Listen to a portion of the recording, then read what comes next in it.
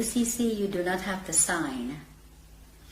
A stamped signature or a typed up signature is considered signed under the UCC. So when you get a letter in the mail and it has no signature, or it just have a stamped signature, then it is considered signed.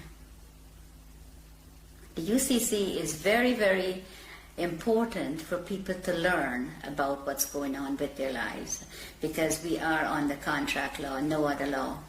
There is no law at all. In America, the court system is operated under military.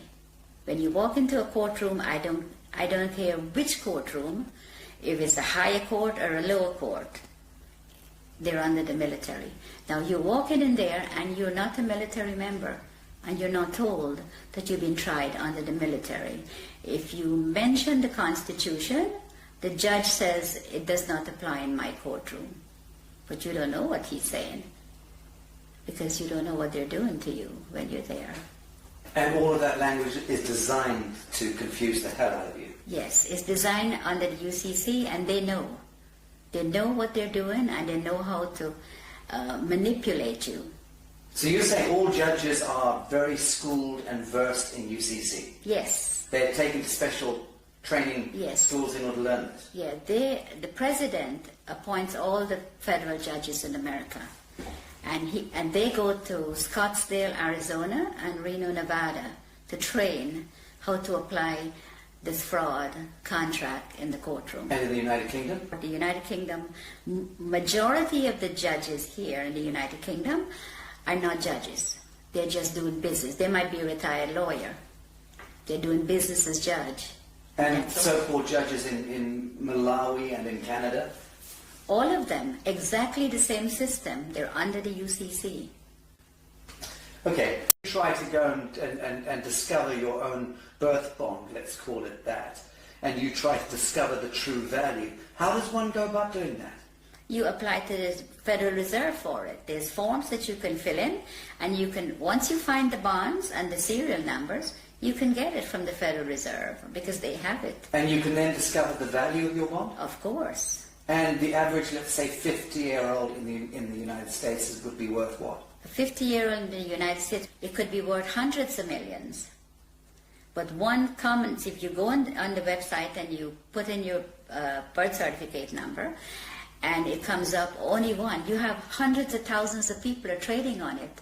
Right. That's only one that you know of. I think what I'm getting at is, what do you think it would be the median value of the average 50-year-old by the time they turn 50 in the United States? What is being traded? I would say, in their name? I would say maybe $1 billion, over $1 billion. Right. Has been traded. Okay. Because when I checked, on one of my numbers is over 283,000 people are trading on it.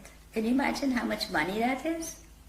So when we hear that the US has a debt of $23 trillion or whatever it is, that fictitious money was all pumped out of the air, but effectively it was discharged against the value of Yes. the people. Yes. Right, so that's where the fiction emerges. Yes. And it becomes this huge imbalance that no one quite understands. How on earth do we get that much money? They just made it up as they go along and tell us what they want to tell us. Yes, but they'll validate the making up of that money by, Yes. on paper, discharging it against the value of Yes. the citizenry. And the citizens' gold, our sovereign gold. We have gold. For every pound that if you weigh 8 pounds at birth, you have 8 pounds of gold set aside for you. Assigned to you by whom? By the Crown. In England? Yes. And in the United States? Yes. By the Treasury? Yes. And because the United States is owned by the Crown. let's okay. So let's say there's 200 odd nations of the world. There's hundreds and hundreds of small island states.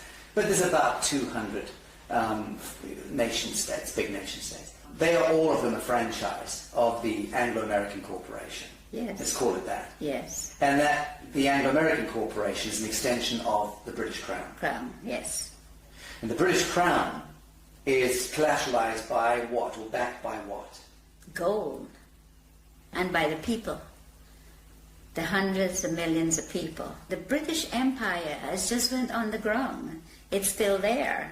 controls the Bank of International Yes, Settlements, yes. controls all the reserve banks around Yes, the world and yes, so on. Right? yes. Correct. So at what point do you believe the world sees through this grotesque fiction and then addresses the source code and then writes it?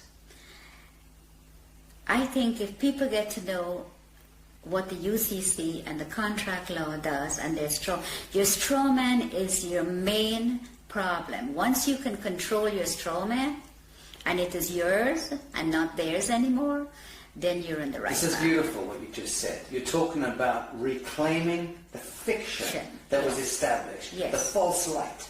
Yes. Reclaiming the false light that was established in your name, Yes. given your identity, so to speak, at birth, Yes. without your Knowledge, knowledge. yes. You're talking about us needing to reclaim that false light and step into ourselves, our true selves, Yeah.